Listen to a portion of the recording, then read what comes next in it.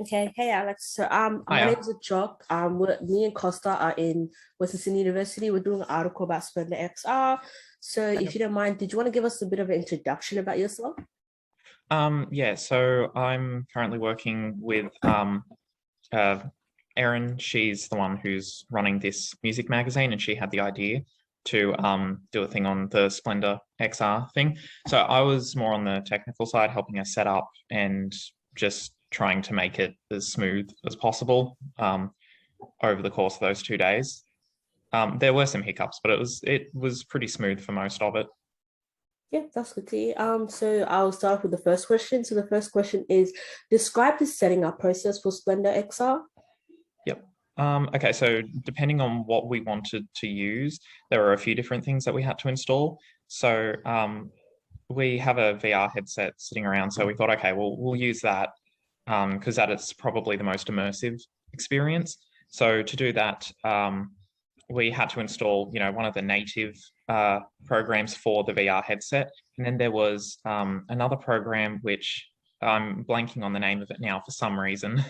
But we installed that, and that was pretty much how we were able to run the Splendor in the Grass festival through that program.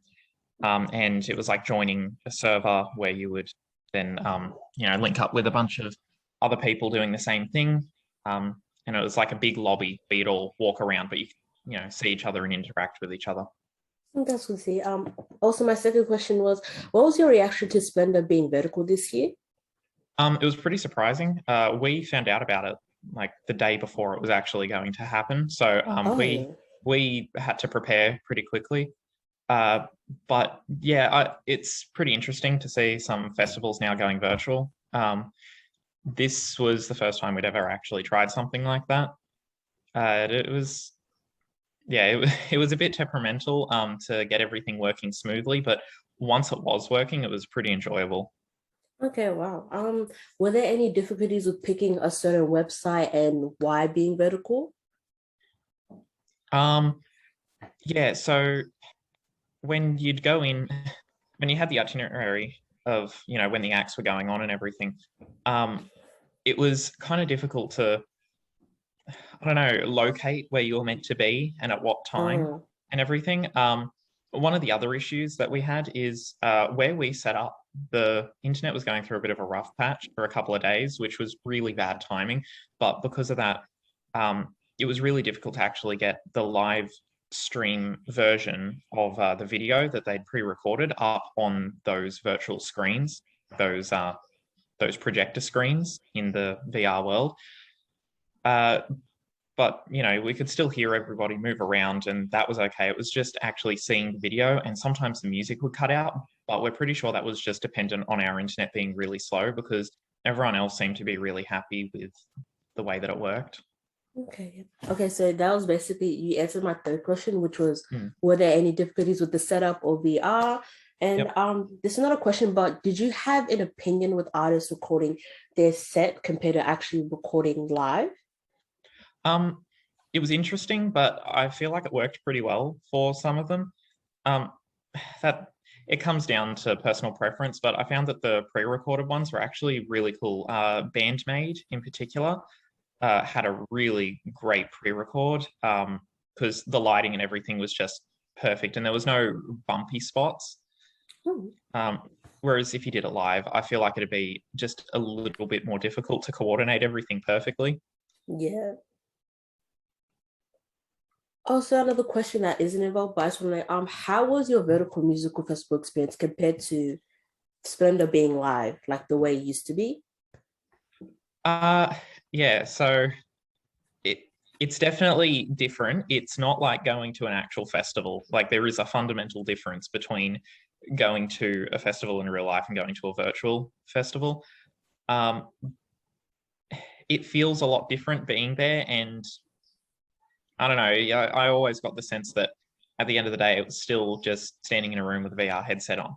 That being said, Yeah. though, it was still really interesting, and it wasn't just a gimmick. Like I can actually see this being a more regular thing for more festivals. Yeah, but it The is different. pricing of the tickets were fair. Um, Look, we're uni students, so everything's going to seem a little bit pricey for us. But I think Yeah. overall, it was still it was a reasonable price to pay for what we got. There were a lot of different music acts there. So I understand why it was the price it was. I don't think it was too much, but being uni students, it definitely was a little bit more than I Pros was and cons of expecting. going this kind of direction for music festivals. Yep. So pros, definitely. You can get more people engaged. There were heaps of people from overseas. I think there was New Zealand. There were some people from Japan as well. Those were the ones that I saw, but I'm sure there would have been people from like the US and Canada and stuff. So, you can definitely reach a larger audience, which is great. But at the same time, some of the cons are, trying to get that many people engaged in something which is virtual is difficult. It's kind of hard to hype something up that you can't actually be there physically for. But overall, I think it's a good direction for them to go in, but it's not the same as going to a festival. I think they'd need to market it differently. They'd need to market it differently from being, a virtual festival, because it didn't feel like we were at a festival. It felt almost like we were at some big live stream event with multiple people, all watching the same thing. So I'm not really sure, if that leaves more pros or more cons, but it's a bit of a mixed bag. I've been DJing, for about 5 or 6 years, I guess, in and out of the scene. In Sydney, I've been blessed to be able to do it overseas because I've made friends overseas. I've been working in the industry, I guess, across events and doing my own DJ stuff, and then also bookings for other people for DJing for 6 years, all of that for 10 years. So I've been a part of the Sydney music stuff behind the scenes for a while. And yeah, I just kind of keep doing it because I love it. I love kind of seeing people enjoy. How has the pandemic changed your DJ career? A lot. Mm-hmm. So, I mean, at the start of the pandemic, obviously, it was kind of like touch and go. It was kind of like, our gig's still happening, everything was still on, and like the dates were still locked in. And then as we started seeing like state by state close down, like those residencies that I had dropped off. Like I was playing Chinese Laundry every week and that dropped off. They were like, hey, we're not opening. And I was like, oh. And then they were like, so the roster's not on. And that happened with multiple venues. And then it became, all these places weren't trading for so long that they tried to start putting on shit virtually. But there's so many DJs in Sydney and in Australia in general who are all out of work now and not gigging.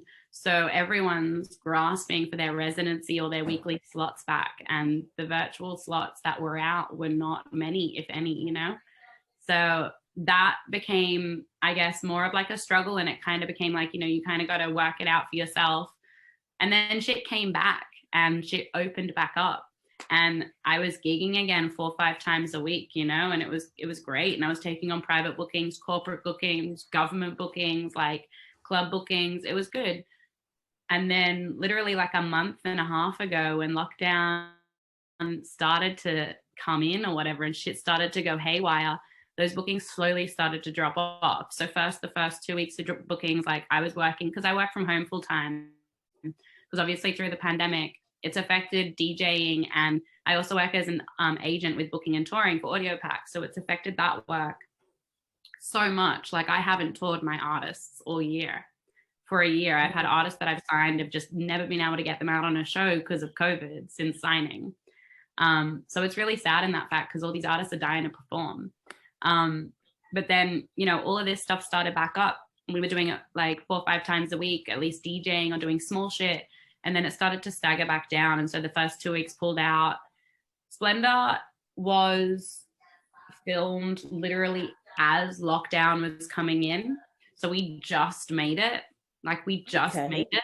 And as we were like going in the leading up to filming, as it was like, as lockdown was coming into being announced and everyone was predicting, we're going to go into lockdown and all that shit was happening.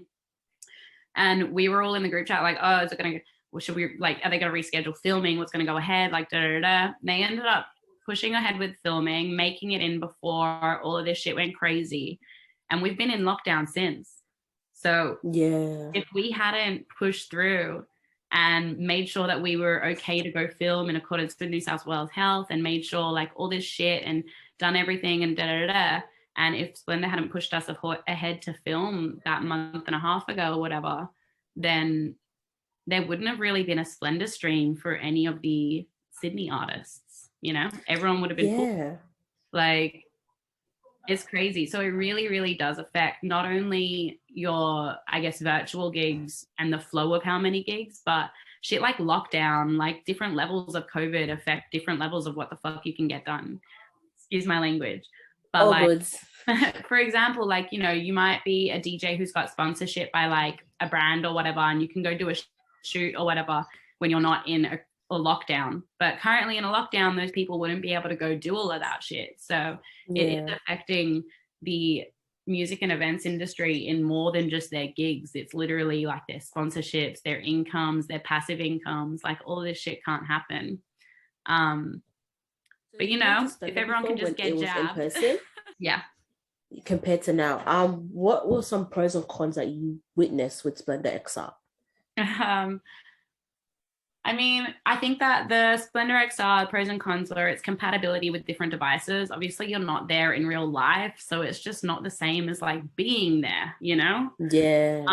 But then there's the pros, like, and obviously you can't do it on all devices. I think it was PC only, not Macs. And then otherwise you have the web browser. So it's different to being virtual to being in person. But then the perks of being virtual to being in person is I am, like I said, I'm an Aquarius with Cancer tendencies. You know, I like to dip sometimes. You know, I like to go have me time. I always love to just go away. I don't need to tell people, I just walk away. Exactly. I love to go have me time at the festival, at camping festivals. I love to go have me time. I'm going to go have a walk. I'm going to go make friends. I'm going to go listen to music that maybe people don't really know about or aren't as into. I don't know. I don't want to waste anyone else's time with my fucking weird shit. So I'm a free. And the good thing about a virtual festival is you can go back to the campsite at any time, you know, like you can just dip and be like, I'm away from keyboard, guys. I got to go do me and I'll be back. So there's that whole aspect. I also think that virtually it's really interesting because it's brought a whole community of people out that maybe wouldn't have otherwise done it. Like maybe they're not extroverted or they're not sociable, maybe like people who haven't experienced festivals before, and it's opening it up to different age ranges too. So yeah, so I think that virtually it does kind of like open up the accessibility a lot more, and especially considering, you know, I can attend, like I could have had a homie in New York attending Speldour XR virtually with me, you know, that's wild. I can tune into Rolling Loud via YouTube, but it's a little different to like walking around as a person in the virtual campgrounds. Yeah. So, I think that that's a huge pro, but I think there are obviously cons, you know, like with anything with the kind of bumps leading up to it. Like there was a little bit of lagging here and there. It wasn't compatible with all devices. I think at one point, one of the rooms was full and we got kicked out. Yeah, like people came onto the room too much. Yeah, I think the server was full, like one of the room servers was full, or maybe that was a glitch. But like there's different, I guess that would be like the biggest con would be like the logistical side of it. And then considering so many people have different setups and shit and different abilities with technology, you know, you don't really know where everyone's have no limits. So. Like it's not like an artist who's scared of a flight can deny a virtual lineup, you know? So yes, I think that's a really good thing, because even though it's virtual, I was watching some of my favorite acts at Speldour XR and it was on the projector in my lounge room and it felt like I was right there partying with my friends over chat or whatever. And I still was getting goosebumps at different parts of like different songs or whatever. So it still gives you that vibe. It's just definitely a different time. Are there any artists who handled the shift to online better? How are the acts at XR, and were there any artists that handled it online better? Yeah. Yeah, I think that I tuned into quite a few. Wait, I'm literally going to have to look up the lineup again to remind myself of the ones I was like gobsmacked at. Onwards. Okay, so Denzel Curry, he was fucking insane virtually. Like I was like he was crazy virtually. I was just like, this man has hired out like a whole freaking, I don't know, warehouse or some shit and put on like a whole show. It was outstanding. But I think the thing with virtually is you can really see if someone puts in that effort with their performance, because they can full like set up whatever the fuck they want and broadcast it, right? Yeah. So Denzel Curry was crazy. Tash Sultana, I have never heard someone sing like that in my, like, she is why I'm not a huge, like, I don't listen to Tash Sultana on the regular. Like, I don't just have her in my Spotify likes, I'll admit that. But I was in the Discord with a lot of friends who were like, let's go check out Tash. I love Tash. I was like, yeah, let's do it. And I sat at my computer for 25 minutes with my mouth open. Like, that girl is wild. She can play every instrument. She really, really took advantage of the fact that it was virtual, because she was literally like in her band room. Like, it was recorded in her band room. So she had like all of her shit there, like her whole studio set up, her music, everything. She was just like hopping around. I was just like, that's crazy. Like, that's really impressive. Pink Sweats was also really, really good. Khaled, wow. Like, Seen him live. Oof. Bro, let me That just energy. say, damn, let me just say, like, live to virtual, like, there's no difference. Like, he still had everyone in the chat screaming. Like, all of the girls were like, ah, like, in the chat. Yes, I was comparing him live to watching a vertical. I'm like, this is still the same energy I felt when I went to the concert. Like, Exactly. Except I was glad that I was not getting pushed and shoved in the front. Right. Because when I went to the concert, vibe, yeah. And everyone in the chat was going wild, and we were all screaming at each other face to face in the chat. But like, you know, Khaled was crazy. The Killers were crazy. I love Kate Renata. I fucking love Kate Renata, but I feel like he's just like, he knows he's so good now. He does. He really does. He really So he's does. like, I'm just gonna throw a house party and record my set, and that'll be my Speldour set. Like, that kind of felt like the energy.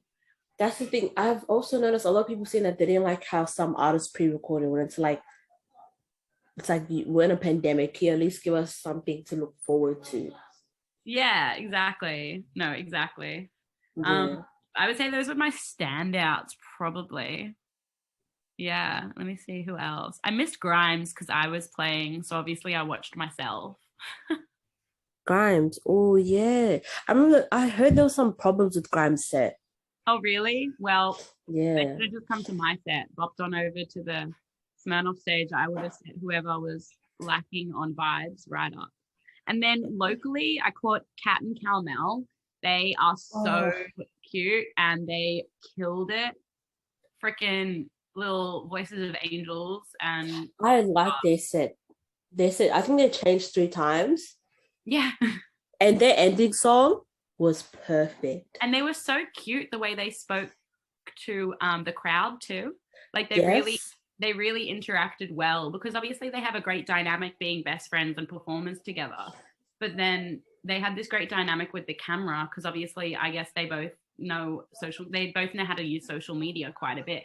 So they had this great dynamic with the camera where they were like talking to the crowd, being like, we're just gonna go get changed and like shit like that. Like, it was nice. Yeah. And their whole aesthetic and all. I was like, I hope you guys get big, especially seeing the way they've come up. Yeah, I hope they blow. I believe they will. They'll be huge. But I think that their timing of that also was perfect. Like, it started the festival out on the most beautiful note.